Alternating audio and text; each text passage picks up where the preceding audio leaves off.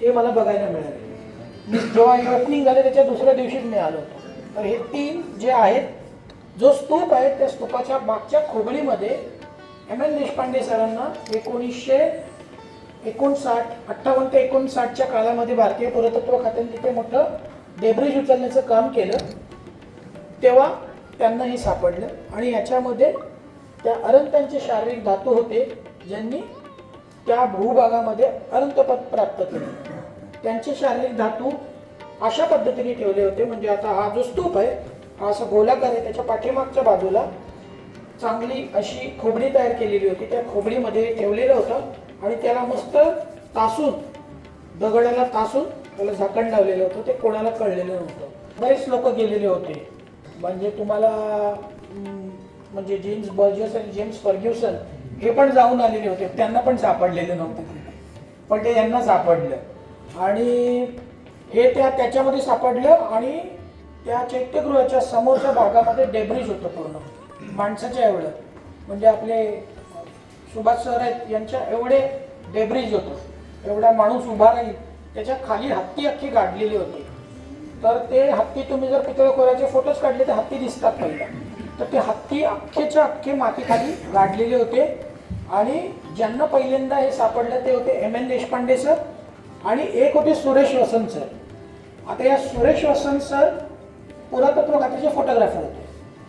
त्यांना थोडंसं असं काहीतरी डाऊट वाटलं की इथे काहीतरी आहे, म्हणून त्यांनी सांगितलं की काहीतरी दिसतंय मला, म्हणून ते बघायला गेले. आणि तो 3 नंबरच्या चैत्यगृहाच्या समोरच्या पायऱ्या त्यांना दिसल्या थोड्याशा मातीच्या खाली. आणि मग तो पूर्ण ती रंजक कथा आहे की त्यांना ते पूर्ण सगळं तो मातीचा ढिगारा उपसा काढायला लागला आणि ते सगळे वरचे फ्रॅगमेंट्स त्यांना तिथे खाली सापडलं, ज्याच्यामध्ये तो संकरीन यक्ष सुद्धा सापडलेला होता. तो संकरीन यक्ष मातीखाली दबलेला होता. संकरीन यक्ष तिथे सापडला. त्याच्या खाली बरेच क्रिस्टलचे हे जे आहेत असे दुसरे पण सापडले, जे रिंग सांगतोय ते पण सापडले. अनेक काचेच्या वस्तू, तांब्याच्या वस्तू त्याच्या खाली त्यांना सापडल्या. ह्या सगळ्या अरंत झालेले. अरंत कोण माहिती आहे ना? अरंत कोणाला म्हणतात? बुद्धिझम मध्ये अवस्था आहे, डिग्री नाही अशी हाताने दिली, अवस्था ती मानसिक गाठायची असते. तर सुरुवातीला माणूस, आपण जेव्हा बुद्धिझम मध्ये प्रॅक्टिस करतो त्याला स्तोतापन्न म्हणतात. स्तोतापन्न, सकुतगामी, अनागामी आणि अरंत. अरंत व्यक्तित्व असतो जो दुःखमुक्त झालेला आहे, सगळ्या तृष्णा संपलेल्या आहेत आणि आता त्याच्या डिझायर्स काही नाही, आता तो जन्माला पुन्हा येणार नाही. आपल्याकडे पुनर्जन्म आहे, ते कन्सेप्ट वेगळे आहेत आपले आणि ते इतरांचे वेगळे आहेत. तर तो आता परत जन्माला येणाऱ्या अशा अरंतांचे शारीरिक धातू जतन करून त्यावर स्तूप करून पूजन करण्याची प्रथा आपल्याकडे होती श्रमण परंपरेमध्ये. आणि अशा अरंतांचे अनेक स्तूप आपण दाखवले. कुठे? कानेरीला मागच्या महिन्यात. कोण कोण आलेले त्या भागात? निर्वाण विठीला. तर त्या निर्वाण विठीला अनेक स्तूप होते. मी ती बाजू दाखवली कानेरीची, की जिथे कोणी जात नाही, बिबटेच जातात फक्त, ती बाजू दाखवली.